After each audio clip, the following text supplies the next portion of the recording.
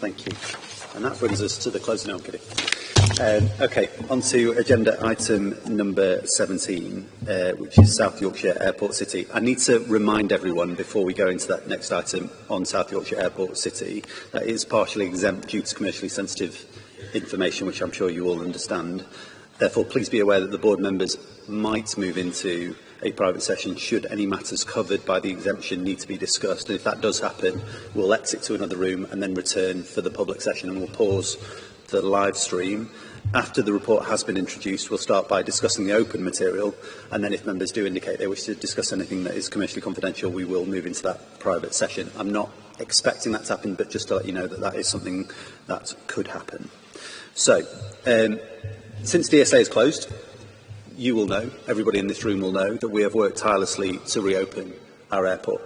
That's led to the acquisition of the land and assets by the City of Doncaster Council, the commencement of the regulatory process for the reinstatement of airspace, the appointment of Munich International Airport as consultants to fly Doncaster, the airport operator, and the award of over £16 million in MCA funding to support site holding costs, preparations work, operational activity and business case development here at the airport. We've also set a vision which sees the reopened airport as an anchor for the development of the wider Gateway East site as an advanced industries hub, particularly focused on sustainable aviation. This would build upon core regional strengths,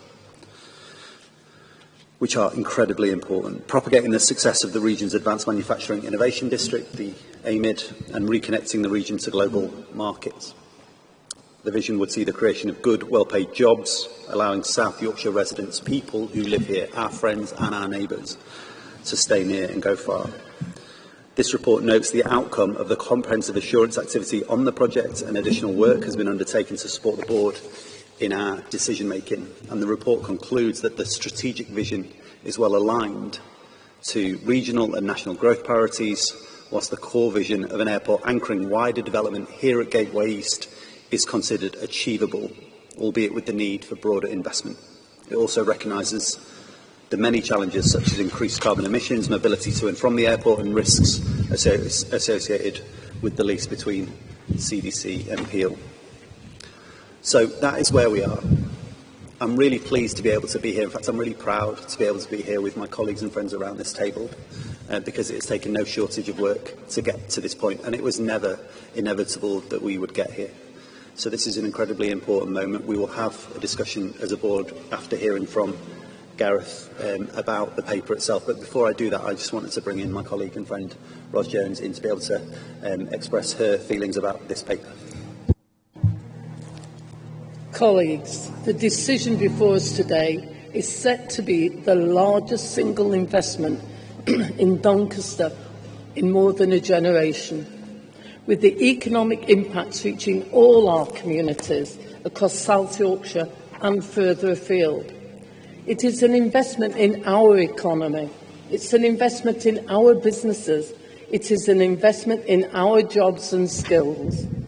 This is an investment that will increase trade, export and growth for Doncaster and South Yorkshire through global connectivity, putting Doncaster and South Yorkshire on the map, regionally, nationally and internationally. That is why reopening our airport remains my #1 priority. We have had to adapt and evolve this project over the last few years, but all with single underlying aim of delivering a fully functioning airport and sound investment for Doncaster and the wider region. I will, of course, be voting in favour of the decision for approval. Fellow South Yorkshire leaders, we have discussed, scrutinised and assured every inch of this project, but today is the day to give the green light to take off, forget the pun, and see Doncaster Sheffield Airport fully reopened once again. Thank you, colleagues. That might not be the last airport pun we hear today. I'm afraid I've got 3 public questions which I forgot to go through, which I was supposed to. So let me go back to the public questions before we hear from Gareth. We've got a question from Michael Regan, who's not in attendance today, so the question will be read out on their behalf. The Mayor announced an independent inquiry into strategic infrastructure in February 23. One direction was it should consider the case for reforms that would increase the influence of democratically elected representatives, including council leaders and mayors. A November Freedom of Information response stated that the report would be published no later than the 1st of February 25. A further FOI in April responded publication being delayed until discussions in relation to South Yorkshire Airport City are concluded. Has the full report been provided to parties and investment discussions concerning the airport? And when will the full report be made publicly available? Thank you. Could I ask you just to speak up a little bit as well, just so I can hear them properly? Thank you. Thank you, Mr. Regan, for your question regarding the independent inquiry into strategic infrastructure. I've got no doubt you're watching online. In 2022, the announcement of the intention to close DSA, I think it's fair to say, sent shockwaves around South Yorkshire, and despite the best efforts of public sector partners, not least clearly around the table, to keep the airport open, we were unable to do so, as I think we are all aware. The inquiry was established to review and propose reforms in the regulatory, policy and legal framework governing the management of regional assets, and specifically it was designed to prevent or mitigate scenarios similar to the closure of DSA happening again. It's an important piece of work, and I'm very grateful to the Chair for undertaking it. And in usual circumstances, we would have published the report by now. However, the terms of reference to the inquiry made it clear that it should avoid any actions that could prejudice ongoing legal and commercial negotiations surrounding DSA. On that basis, the original timeline for the inquiry and further updates on an intended publication date have been pushed back to ensure that these align with the decision being taken at today's meeting. So I appreciate the question, but also thank you for your patience. I acknowledge the significance of your concerns, and those findings are absolutely important, and they are intended to inform both national and regional governments' approaches to major infrastructure assets, as was the purpose. Our goal is to ensure that future decisions regarding strategic regional assets, just like DSA, are made with comprehensive stakeholder input and due consideration of their broader economic and community assets. Essentially, our community was up in arms about that decision, and yet there was nothing we could do about it, and that's what the inquiry is intended to rectify. So thank you once again for your questions. We value your input and are committed to maintaining that transparent dialogue, particularly about this piece of work. So thank you.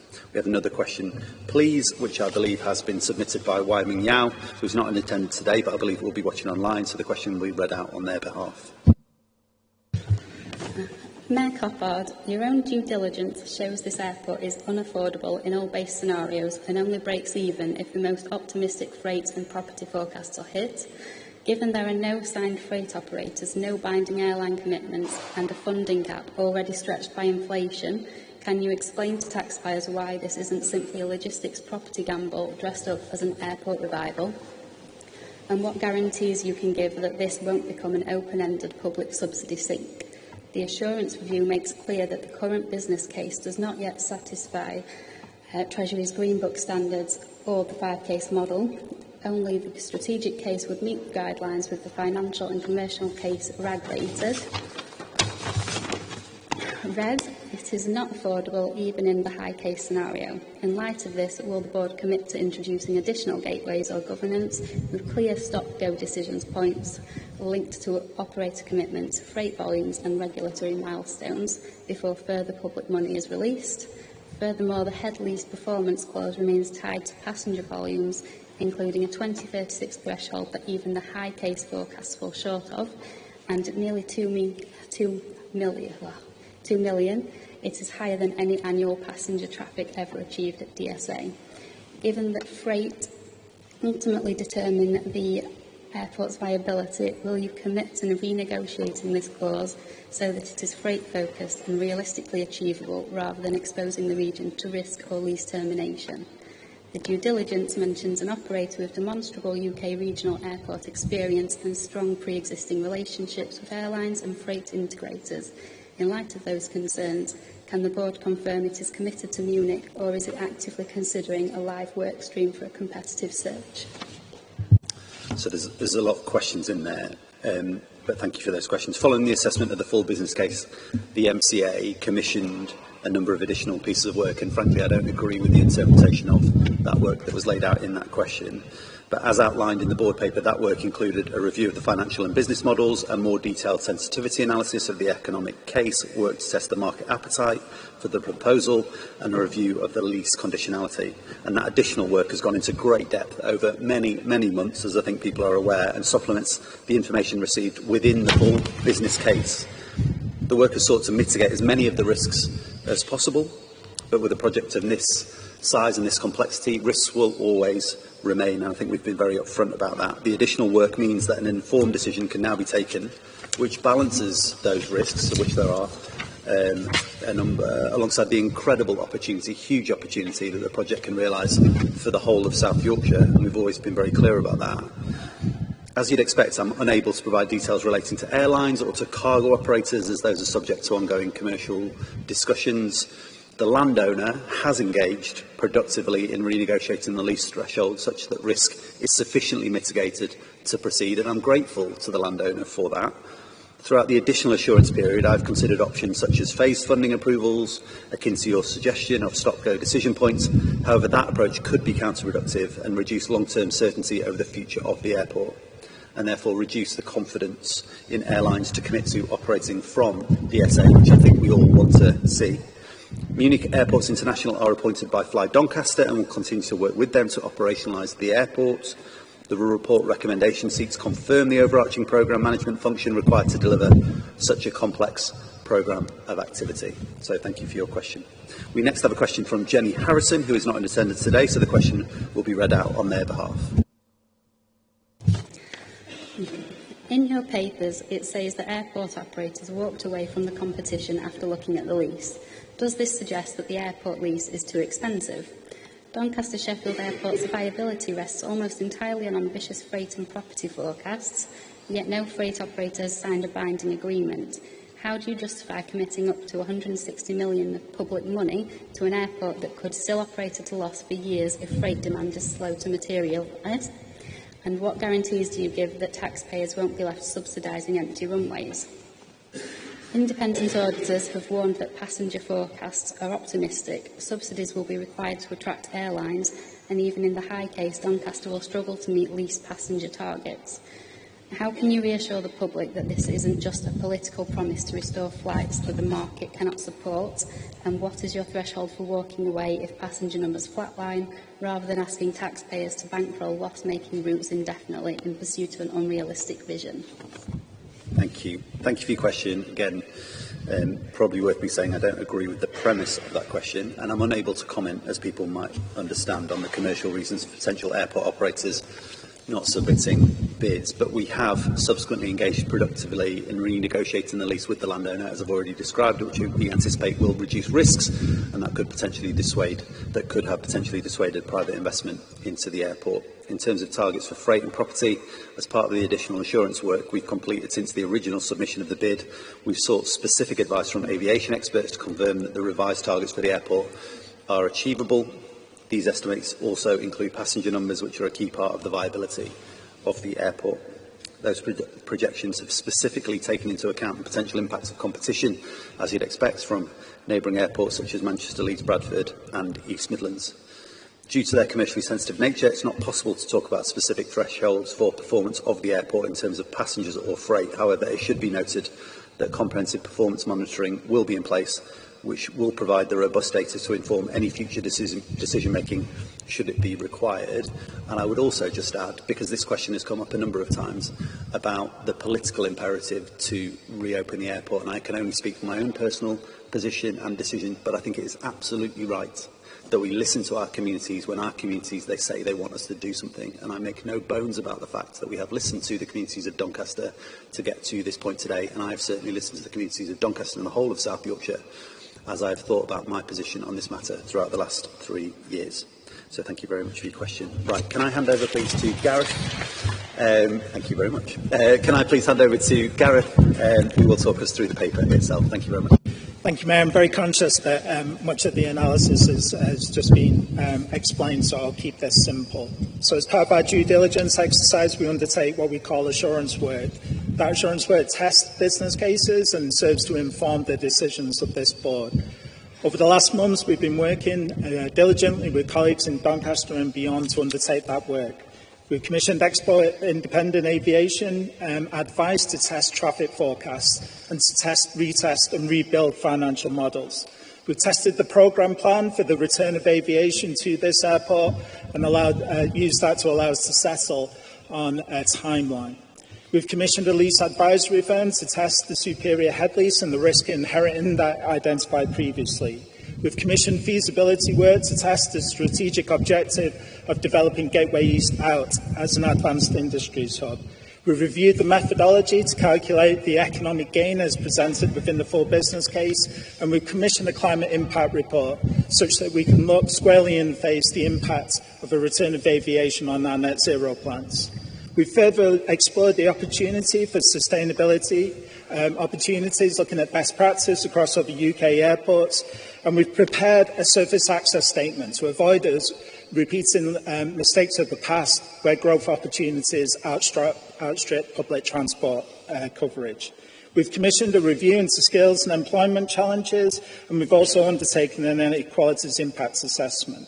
Mayor, we've conducted an awful lot of work over the last few months, and I'm prepared to put forward these proposals to the board. So our identification of the work suggests that there is a strong strategic fit with our plan for good growth, our strategic economic plan and our investment zone prospectus. Our work has outlined that the Gateway East opportunity is technically feasible and that there is strong market appetite. We believe that the development could see the creation of thousands of good, well-paid jobs, but we do understand that there will be ongoing requirement for infrastructure investment. And our work on the climate impact report does set out the impacts on our net zero plans. We have undertaken further work on traffic forecasts and then remodelled the financial plan for the airport. That suggests that there is a route to affordability, but they do exist within higher traffic scenarios. Our advisors are clear that these scenarios are achievable, but require the company to achieve operational and management excellence. We do believe that there are mitigations against adverse financial performance, particularly around the retention of business rates that would accrue on the Gateway East opportunity site. Risks highlighted around the lease are real and they are compounded by revised traffic forecasts. However, we have undertaken significant engagement with the landowner in recent weeks, and that engagement has been positive. Surface access connectivity to the airport remains a challenge, particularly around Junction 3 of the M18 and the currently poor public transport connections. But mitigations do exist, and we have prepared a surface access statement to ensure that we can connect people to opportunity and that we can align the benefits of public ownership of the transport network through a bus franchise model and ownership of the tram network to ensure that we properly connect the people across South Yorkshire to the opportunities that this project would represent. The report recognises that recruiting experience and expertise and then maintaining a talent pipeline will be a condition of success. We're excited about the opportunities to connect people to those opportunities through our regional skills and employment programmes. I particularly draw members' attention to the equalities impact assessment and the complex balance of benefits and disbenefits shown. And finally, our testing of the economic benefits suggests that whilst initial estimates were considered optimistic, the project's benefit-cost ratio is still considered to provide good value for money. I draw the board's attention to the risks that are noted within the report, including the finalisation of lease negotiation, ongoing work around airspace reinstatement, and the potential of legal challenge around public subsidy. These risks sit alongside inherent commercial risk. That is risk that is inherent to any complex commercial endeavour of this kind. In support of the management of these risks, we propose a number of conditions precedent and contractual controls. Those conditions precedent set out the requirements for the release of funding and support the MCA's management of its risk and its ongoing ability to support this project to thrive. So in consideration of these findings, the report presents a number of options. And our proposal is that, subject to the approval of the conditions precedent and the controls, that we recommend the approval of the project and the award of funding. I'm happy to take any questions. Thank you. I'm going to open up to questions for Gareth, but before I do that, because I'm also going to ask members to make clear their intention about how they intend to vote and explain their rationale around the table, but before I do that, it seems only fair for me to make clear my own rationale and how I intend to vote, because I've been engaged in this conversation with you for the last 3 years and been working with the team around this table to better understand both what the risks and the challenges and indeed the opportunities look like in this space. And as a result of all of those conversations and conversations with you, I'm intending to vote in favour of reopening DSA with the funding that we want to commit. And I want to do that whilst trying to balance two inherent things that I have to in my job. One, to try and protect taxpayers' money, to make the best possible use of taxpayers' money that is entrusted to us as a combined authority and to me as Mayor, but at the same time to create opportunities, huge opportunities for the people of South Yorkshire, everybody across South Yorkshire. And I think that this investment here at DSA and at Gateway East is the biggest single opportunity we have in front of us right now to create opportunity that I think we all want to see for our communities, particularly when it comes to good jobs in the industries of the future, so that young people in particular, some of whom are in this audience right now, can stay near and go far, can absolutely have those jobs that we all know they deserve, and that families in our communities can't just go on holiday more easily, which is absolutely important, but have the opportunities that they deserve to get on with their lives, to have great holidays, but also to be able to pay their bills, to be able to create the sort of future for their families that we all want them to have. And that's why I think this project is so fundamentally important. And I recognise the risks, of course I do, but it is incumbent upon us to try and balance that with that huge opportunity in front of us. And that's why I intend to vote in support of the airport project, that long-term commitment to create those good jobs of the future here in Doncaster and across South Yorkshire. Can I ask other people if they have questions for Gareth or comments for Gareth, but then also to indicate how they might be thinking about this vote as well? Thank you very much. Who would like to come in? Steve. Thanks, Oliver. I have no questions here today, and the reason I have no questions is prior to today there have been a series of meetings between officers from Barnsley and myself with the MCA and with Doncaster to raise a range of issues to get satisfaction on those questions that we had. And I'm pleased to say we've got that. That included obviously the risk overall that's contained within the proposal, but obviously the management of that risk so we can get on top of that moving forward. The financial impact of this, not just in terms of the MCA, but the individual districts. Pleased to say, most of that we are immune from because of the way this has been done. So I congratulate the MCA and Doncaster for the way they've approached that. Gareth has picked up the lease. There have been some concerns in the past around that, which we're now satisfied they've been sorted to our satisfaction, and obviously things like the forecast usage and the income and so on, that we believe those are achievable. So having had those questions answered, then looked at the benefits, because clearly the economic benefits potentially are substantial. I'm sure the people of Barnsley will welcome the airport reopening. I'm not sure about the economic benefits, but they certainly want to go on the holidays from Doncaster, they keep telling me. But our approach is to look at that wider economic impact and the benefit, not just to South Yorkshire, but to our borough as well. So we will be supporting the project here today. And I do want to thank all the team and everybody who's worked on this, because it's been a real team effort and it's not been easy to do that. But I want to pay tribute to Ros Jones, because when the airport first closed, her instincts were we've got to get this reopened. And I have to say there was huge scepticism about that this could ever be brought about. And when others didn't believe and people like me were sceptical, Ros kept believing and kept pushing.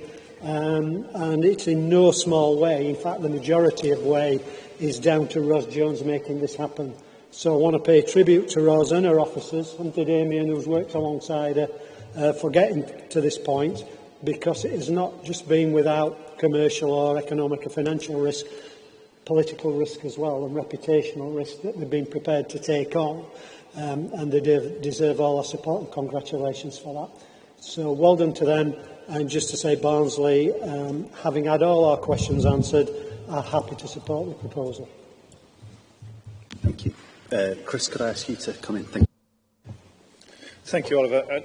I think Steve has outlined the journey that we've all been on and the assurance that we've all had over the course of the last few months about this proposal. So I won't reiterate that. Clearly, this is a huge asset for the South Yorkshire economy with enormous potential for driving forward jobs and opportunities for people in our region, and that benefit will be felt far beyond Doncaster. So I am satisfied on that basis, and on the basis of the conversations we've had over recent weeks and months, that this is a appropriate use of public money and a wise thing for us to do to take forward the South Yorkshire economy. But I wanted to just extend Steve's comments a little bit about the political environment in which this decision is being taken, because we live in a time where there is minute-by-minute commentary on the decisions that we take and the way that we hold ourselves in public office. And actually, Ros has shown exemplary leadership through that period of time, because none of this is easy. It was not in any way inevitable that we would be here today making this decision. We can only do that because of the leadership that Ros and Doncaster Council have provided, because of the way that you've taken forward your role as South Yorkshire's Mayor to enable that, to look at what are all the feasible ways that we could proceed and to weigh those risks.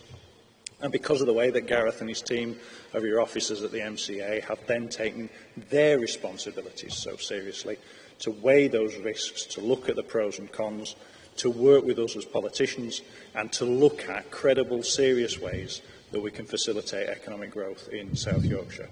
So a huge round of applause from me to Gareth and the team, and to all of you for the work that you've done on what is a big day for South Yorkshire. Thank you, Chris. Tom, over to you. Yeah, thank you. Look, I welcome today's decision. I've spent time in Doncaster this year, and I know how important reopening Doncaster Sheffield Airport is to so many people. It's a really proud place with big ambitions for economic growth and jobs right here in South Yorkshire. And today I'll be voting to support those ambitions and voting to reopen the airport. And like others, I pay tribute to Mayor Ros Jones and also to Oliver and the teams for their campaigning, and many people in the room for their campaigning. Because it is such an important decision, it was essential that time was taken to make sure that the business case was tested and was right. And I'd like to thank Gareth and the team at the Mayoral Combined Authority for their work with Doncaster to go through that assurance process, to really test the business case so that we as board members were able to make an informed decision today. And I'm pleased that that external expertise was brought in to help provide that. In supporting the investment, there's a few points that I would like to highlight. And it picks up some of what Gareth has already said. I do think it's essential that the team at DSA learn from best practice by airports and airlines around the world to make sure that this airport is as sustainable as possible. Air travel, as it currently operates, does clearly create carbon emissions, but there is much that can be done to reduce those emissions. So I welcome the potential for working with and potentially incentivising airlines that are early adopters of sustainable aviation fuel and more efficient aviation technology, and I'd really encourage that this is explored from a very early stage. I'd strongly encourage that early work takes place on how this whole airport and Gateway East can be decarbonised using as much renewable energy as possible. Massive potential on a big site for heat pumps and for solar capture. And as Gareth has said, I think I'd stress the imperative that public transport to the airport and to Gateway East is improved in order to reduce carbon emissions travelling to and from the airport. This will not only help improve the sustainability of the airport, but make it a much more attractive place to fly from and work at. And the report sets out long-term opportunities for rail and tram train, linking this place to the East Coast Main Line, to the Midland Main Line and the Lincoln Line, as well as improvements to walking and cycling. This is all welcome, and I'd really encourage that the long-term planning for this starts now. We know how long a transport infrastructure can take, and so getting fast public transport routes built in at an early stage is critical now, rather than being bolted on at a later stage. And I suppose in doing so, I would just say we need to learn from lessons of the past. Nearly 25 years ago, the University of Sheffield's Advanced Manufacturing Research Centre was just being established. Over a quarter of a century since then, the AMRC has transformed Waverley and the wider area, creating significant numbers of jobs in Rotherham, Sheffield and the wider region, boosted productivity and created thousands of new homes at Waverley. But it's got appalling public transport connectivity. We're working to change that now by taking the tram train there. let's not make the same mistake again with the airport and Gateway East. Let's build in the plans for transport connectivity now so that people in 10, 20 years' time aren't looking back and thinking, why didn't that decision about public transport get taken at an early stage? So to conclude, I'll support Doncaster today. I support reopening the airport, support bringing an airport back to South Yorkshire to give travel and employment opportunities to all of our communities in Barnsley, Rotherham, Doncaster and Sheffield. Good jobs with good wages, more opportunities. Thank you. Wonderful. Thank you, Tom. And I agree with all of your comments that you made there, particularly about public transport and sustainable aviation. Indeed, I agree with all of the comments around the table. And I'm glad you agree with me and with Ros. And I'm assured it's not just because I've got a bomber behind me that we are all in agreement. So could I ask, please, that the board is recommended to note and consider the contents of this report, including the contents of appendices 1 to 17, subject to entering into of a funding agreement as per recommendation 7, approve the funding commitment to CDC to facilitate the reopening of DSA and operation at a total level of up to £159.52 million as detailed in paragraph 3.110 and appendix 16.1 of the report. Note that £121.62 million of the funding required has been earmarked from gain share funding allocated to the City of Doncaster CDC Place Investment Plan. Note that £30 million of funding required has been earmarked from funding committed to SYMCA's 2026-27 integrated settlement. Note that £6 million of the funding required has been earmarked from recycled local growth fund loan funding. Note that it is proposed to redeploy £1.9 million of gain share funding from a previously agreed Doncaster-based project. Approve the MCA entering into a funding agreement with CDC on terms to be approved by the MCA monitoring officer in consultation with the Mayor and Chief Finance Officer that sets out the conditions, precedent and contractual controls, measures detailed in paragraph 3.100 and appendix 15 of the report. Approve the MCA being represented on the Board of Directors of Fly Doncaster Limited by 2 non-executive appointments nominated by the MCA Chief Executive, and delegate to the MCA Chief Executive in consultation with the Mayor, Chief Finance Officer and Monitoring Officer authority to certify satisfaction of the conditions precedent by CDC required under the funding agreement. Tom, are you agreed? Chris, are you agreed? Steve, are you agreed? Ros, are you agreed? Of course I agree. Well, I am agreed as well, in which case we have agreed the funding for DSA. Thank you very much.